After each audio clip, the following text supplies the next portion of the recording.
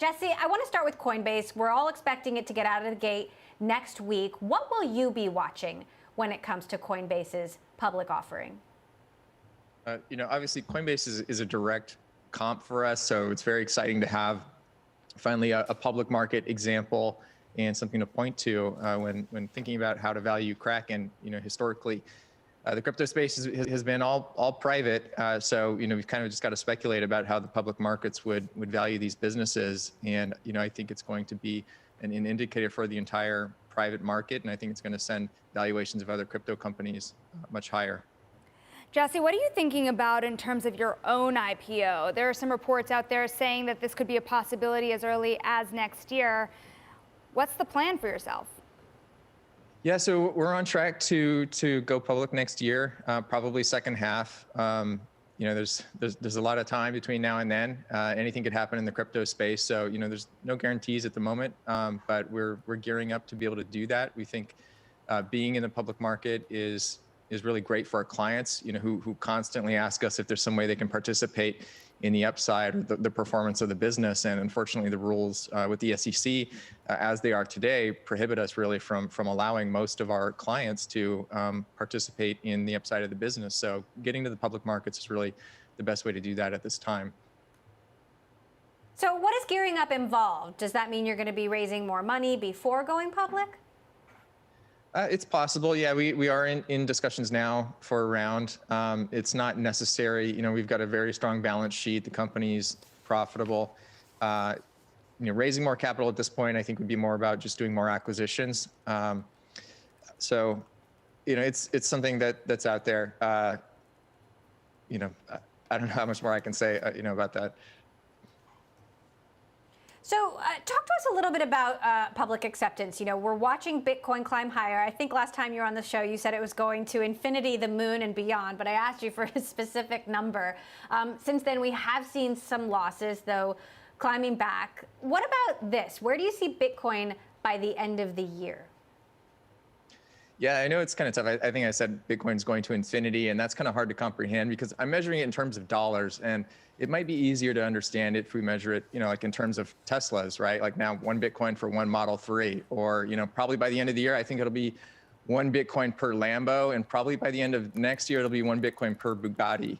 So, I think that to me and to the crypto community, I think those kinds of assets make it easier to measure Bitcoin against, because you never know where the dollar is going to be. There could be, 10 times as many US dollars out there a year from now. So it's really hard to measure Bitcoin against the dollar.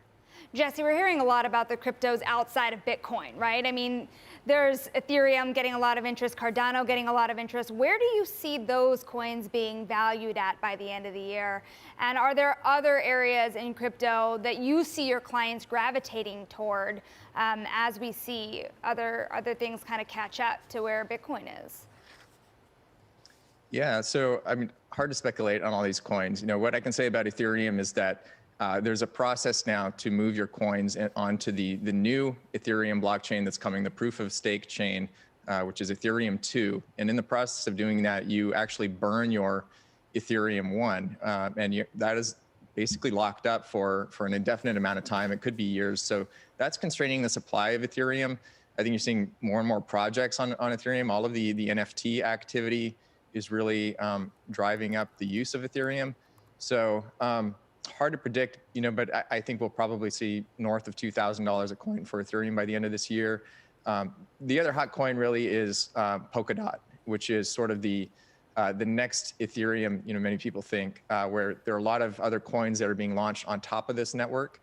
And I think you'll see a lot of things that were on Ethereum be ported over to Polkadot for like lower transaction fees. You mentioned NFTs. There's a lot of people out there that don't know how long this rally can really last around them. What evidence do you have that the kind of NFT boom is here to stay, if any at all? So there's obviously like a huge market for collectible NFTs right now, and the collectibles business, has been around since the dawn of humanity, right? People have been collecting things. You can look at Etsy or eBay, or people going to garage sales, art collectors. There are all sorts of things out there in the world that people like to collect, and I think NFTs are just one more of those things. There's a lot of really great digital art out there, great artists that are moving to the digital format. So, I think you'll see a lot of the newly rich people in crypto start to collect art, and no one's having anyone over to their houses these days. So the way to show off your collection is online, and it makes sense that that's digital and that NFTs are really taking off right now. But NFTs are useful for other things too, right? Like you can have concert tickets, you can have proof of ownership of anything as an NFT, and I think you'll see more of that, those commercial applications, especially in like the high fashion industry, where you might have Louis Vuitton create an NFT for every bag that's sold, to combat the counterfeit industry there, which would transfer from the factory to the store to the customer when they buy it. And whenever there's a secondary sale of that Louis Vuitton bag, that NFT could go with it, as a proof of authenticity and a chain of custody. So, I think there are tremendous commercial applications for this, and I really think NFTs are here to stay, whatever you think about, the collectibles segment. Jesse, some of this is happening now, but a lot of our discussions are always about the future. And when it comes to mainstream corporate acceptance, yes, we hear some good news coming from PayPal, coming from Visa, and of course there's Elon Musk and Tesla. But we interview CEO after CEO who says we're not investing in Bitcoin, we're not speculating at the moment. How different do you think the world will be in 5 years? And can you really assure some of these corporate customers that crypto is here to stay and they're missing out? Well, thanks to Elon, everyone who owns a piece of the S&P 500 now owns a piece of Bitcoin. So, he's probably in a single stroke, distributed Bitcoin to more people than anyone else on the planet.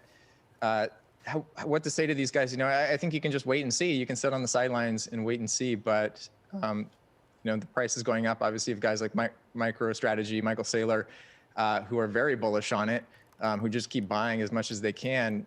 I think it's important to have a view on it. You obviously don't just want to jump on the bandwagon and do something because everyone else is. But if you really look into the fundamentals of crypto and the adoption that we've seen and the number of highly respected financial advisors and visionaries who have flipped on Bitcoin and recently come around and said that they now see that Bitcoin is the future, at this point, it's just like, there's so many people that are backing it and supporting it and see it. I think you owe it to yourself to really take a look at the fundamentals and try to understand why that is. And if you're not understanding that, I think you must not understand how the existing financial system works and how much benefit there is to the world for a Bitcoin standard, a Bitcoin as a store of value, and cryptocurrency broadly as a way to disintermediate a huge number of unnecessary and untrustworthy middlemen that exist in the financial services company that in the space that yeah. Jesse, I'm curious about, you said you may go public next year. Something interesting about Coinbase is that the valuation in private markets is getting us close to some of the biggest banks in the world. What do you think you can be worth as a public company?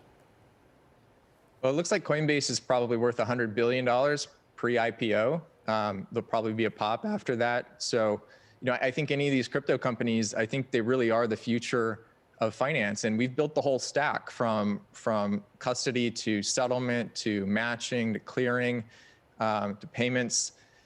So we've had to build the whole stack because nothing was there 10 years ago when we got started with this. And I think there's a real threat that the crypto companies can actually, and crypto is the future, can actually just completely replace everything that exists in the traditional system. And most of these guys have not done their work over the last 10 years to make sure that they are current with the crypto technology. And so I think there's a very real risk that over the next 10 years for those legacy businesses that they're just simply replaced. We've seen the tremendous traction that Cash App has had.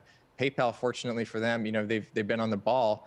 I think you're going to see more of that, and people that aren't keeping up with that, I think their days are numbered. So I do think that these valuations are very reasonable right now, and they can go much higher.